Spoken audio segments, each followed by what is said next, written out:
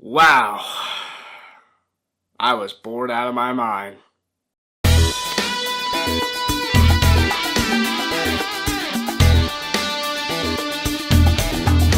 I am going to offend a lot of people with my take on this movie. I'm aware of that. I understand that. Try to be respectful in the comments. Remember, this is just my opinion. My opinion is subjective to me and my experience and my take on this movie. But I know how passionate movie fans are, superhero fans are, Spider-Man fans are, especially if this is your Spider-Man and this is your favorite. So, with that said, let's get into it. I just don't get it. I don't get how people like this movie at all.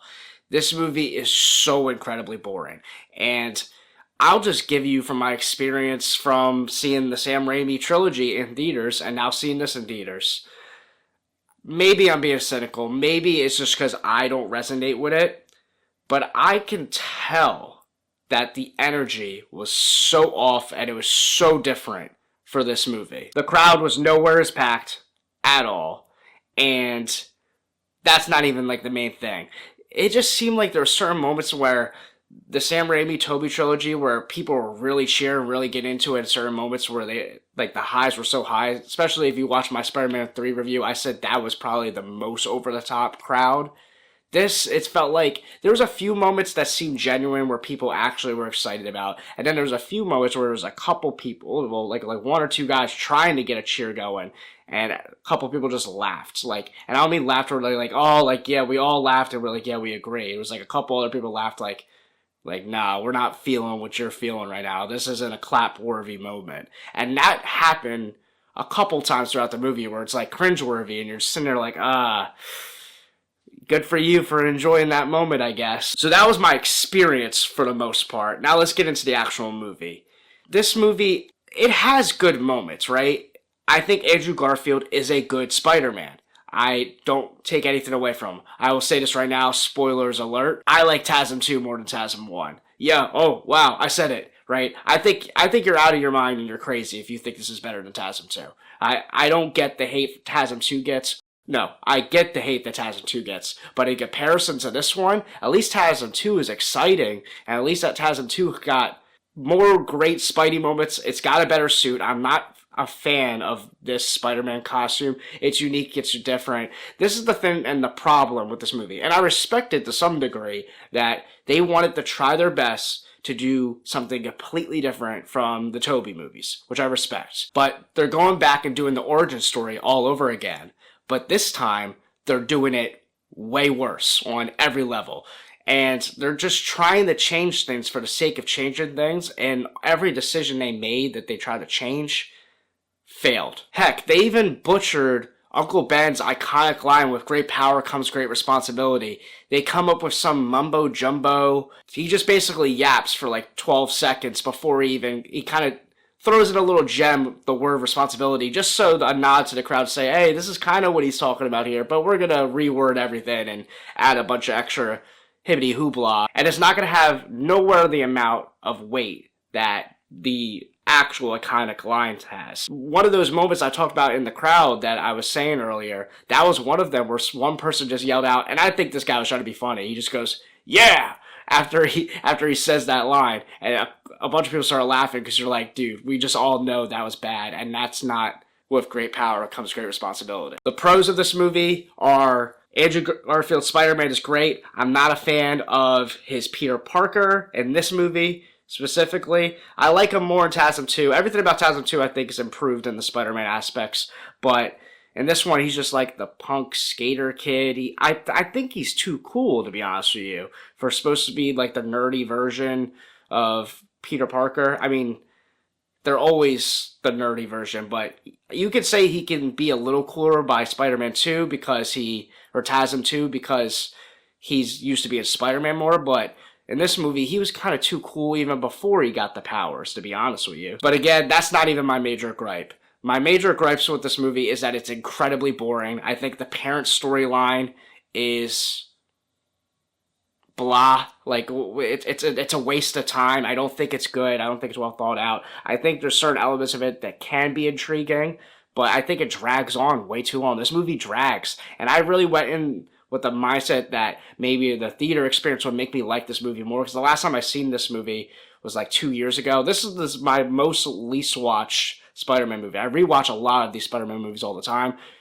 I can tell you right now seeing it in theaters, I don't see any reason to rewatch this movie. I have the same opinion every time, and actually it gets worse with every single rewatch. The Lizard is one of my least favorite villains out of all the live action villains. It's towards the bottom for sure. I might even make Spider-Man villain ranking one day. If you would like to see that, comment down below. I'll make a list of all the live action Spider-Man villains. I don't know exactly where Lizard is, but he's definitely one of the worst for me. I don't like him at all. There's nothing about him that I gravitate towards. Also, it takes so long to get him to be Spider-Man. I mean, I don't know the exact runtime, but it feels like it takes almost an hour just for him to even be Spider-Man. The whole process, like I said, Sam Raimi's Tobey origin story is so, like, it gets straight to the money. He gets bit within the first 15-20 minutes. You know, he starts testing out his powers. He's, even before, you don't even need the Spider-Man suits, but he's doing Spider-Man things, at least. Or he's prepping to it. He's getting bit. He's reacting. He's climbing the walls. He's doing all that stuff. Andrew doesn't do none of that until like an hour in. And then it's like, kind of like, you know, okay, now we're ready to start fighting the Lizard. And it's like, I don't know. It's just so slow, and I don't like the Lizard to begin with, so even when we get to that, I don't care. The best part about this movie, and honestly, pretty much both the TASM movies, is the relationship between Andrew Garfield and Emma Stone, Gwen Stacy, and Peter Parker. That is phenomenal. That is a great love rom-com romance story. That alone, I think everyone pretty much agrees on, that they are possibly the best relationship out of Tom's relationships and Tobey's relationships. You know, Tobey's were toxic. Tom's are just fine. But Andrew and Emma Stone really have such a great chemistry. But I couldn't help but feel during the movie, I really tried to buy into it for a while. As the movie went along, I'm like, I can't wait to go home. I can't wait to leave. I'm over it. Again, I know I'm going to piss off a lot of people by saying that. It's just my opinion. I think TASM 2 is way more fun, way more enjoyable. It's got way better moments. Yes, it's got some sloppy moments. We'll talk about TASM 2 in the next video, but I don't get the appeal of this movie. To me, it's extremely boring. Spider-Man barely gets to the money, and when he does, it's kind of like, it's just not the same. It's Sam Raimi's Tobey Maguire's origin story done all over again, but worse on every level. I forgot to mention also, one of the coolest Spider-Man scenes in TASM 1 is when he's fighting the villain in the car. Like when he's messing with the villain inside the car, and he goes, "Oh no, oh my gosh, you got a knife, and you know, he starts messing with him, and he's like, "The boys are blue are here."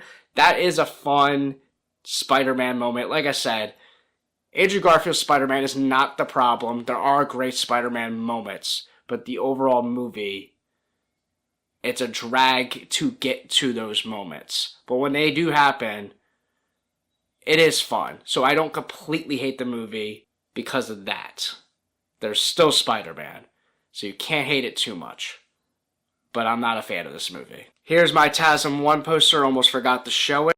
Pretty cool. It's the typical poster that you usually would see online. And I do think it's a pretty cool poster. As much as I don't like the suit for the most part in the movies, there are certain scenes that it looks really cool. And in this shot, it does look cool. It looks menacing.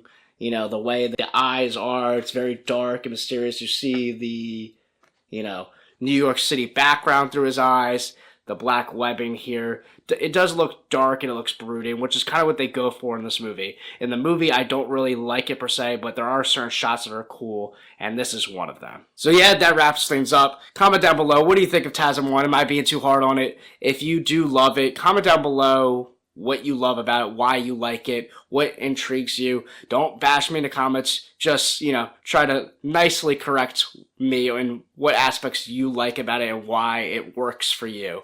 If you like the Lizard, I think maybe that would probably help significantly. I don't like the Lizard. Don't care for it. There's no connection there. But I get it if you really like Andrew Garfield's Spider-Man, the way he talks, and, you know, swinging, oh, I'm coming at you, and like the stuff that comes out of his mouth as Spider-Man. He is great as Spider-Man. I do think he deserves another shot one day. He kind of gets that in No Way Home, and he was great in No Way Home. Like I said, I do like TASM too, and you'll get more of that in that movie. But this one is just not for me. Like, comment, subscribe. I'm out. Subscribe!